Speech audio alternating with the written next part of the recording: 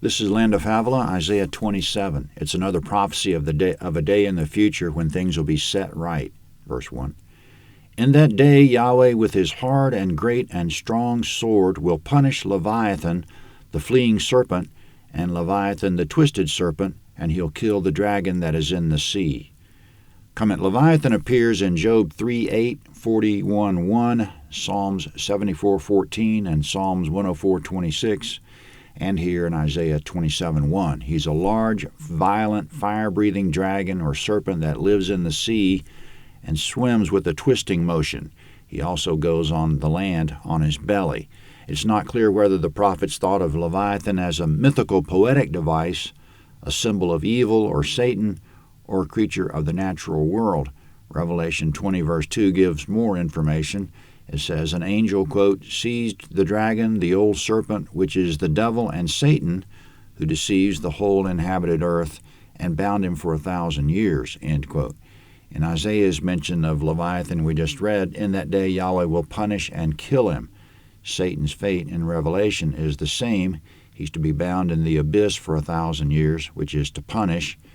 And after the 1,000 years are over, he'll be thrown into the lake of fire and sulfur and be tormented day and night forever, which is to die, according to Revelation 20:14. So Isaiah's verse about Leviathan being punished and killed is that Satan will no longer be a factor in that day. Now more about that day, verse 2.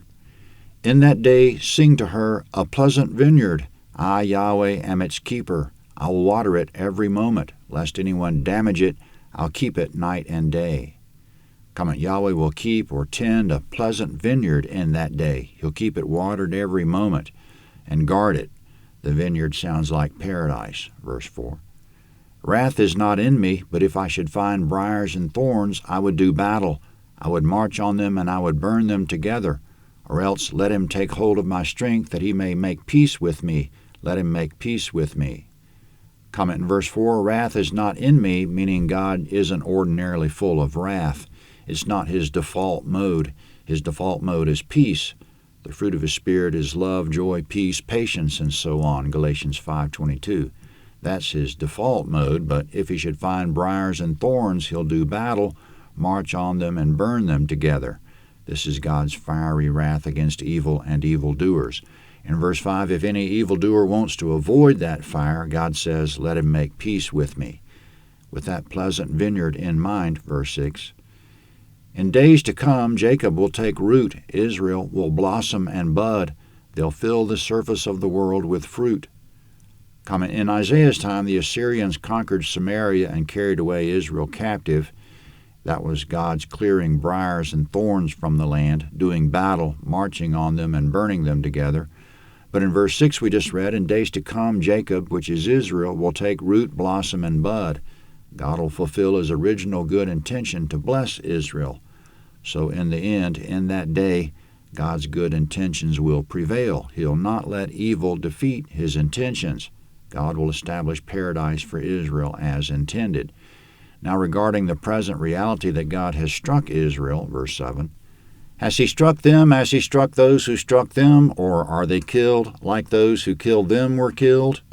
Comment in verse 6, God struck Israel. They're stricken. The question is whether God will leave them stricken.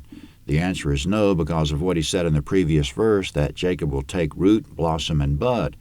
He says he won't strike and kill Israel as he struck and killed Satan, who killed them. Satan was the original problem, not Israel. Satan deceived and struck Israel. So far be it from God to strike Israel like he strikes Satan. He'll redeem Israel to his paradise and kill Satan in that day. God isn't confused about where the problem originated. Speaking of the present captivity, verse 8, in measure, when you send them away, you contend with them.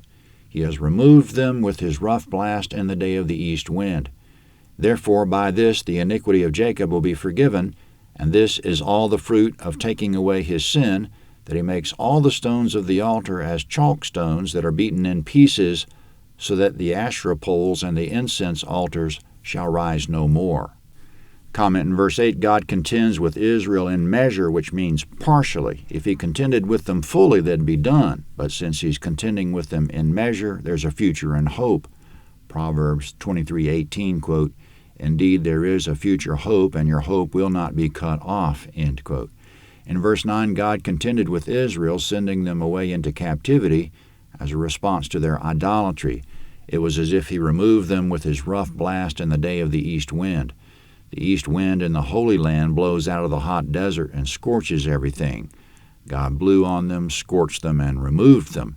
In verse 9, God will forgive Jacob's iniquity when they pulverize their stone altars to foreign gods and reduce them to dust as if the stones were made of chalk, and when they destroy all their other religious objects such as the Asherah poles and incense altars to foreign gods. In short, Jacob should put a stop to idolatry, and God will restore them. The city coming up seems to be Samaria, the capital of Jacob, or Israel, which the Assyrians destroyed. Verse 10.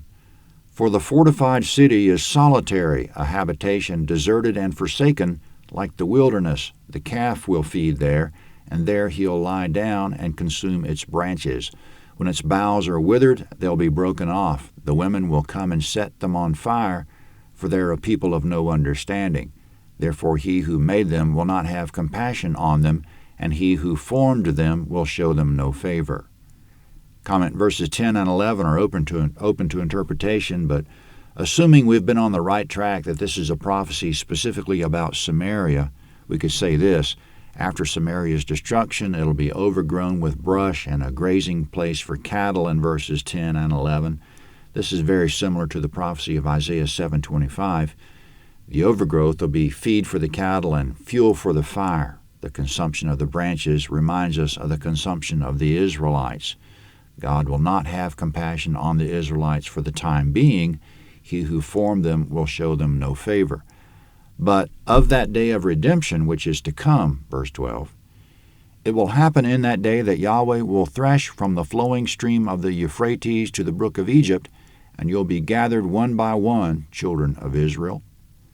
Comment: to thresh there is to beat, as in beating wheat to separate the edible from the inedible, or beating an olive tree to make the fruit drop. The meaning is that Israel's experiencing a beating right now, but something good will come from it. God will get his harvest. Verse 13. It will happen in that day that a great trumpet will be blown, and those who are ready to perish in the land of Assyria, and those who were outcast in the land of Egypt shall come, and they will worship Yahweh in the holy mountain at Jerusalem. Comment: in that day there will be a trumpet sound. Those who were ready to perish in Assyria and who were outcast in Egypt will be gathered to worship Yahweh in the holy mountain at Jerusalem. God will not forget his people. Israel was not a failed experiment. He'll gather them one by one in verse 13, meaning individual by individual.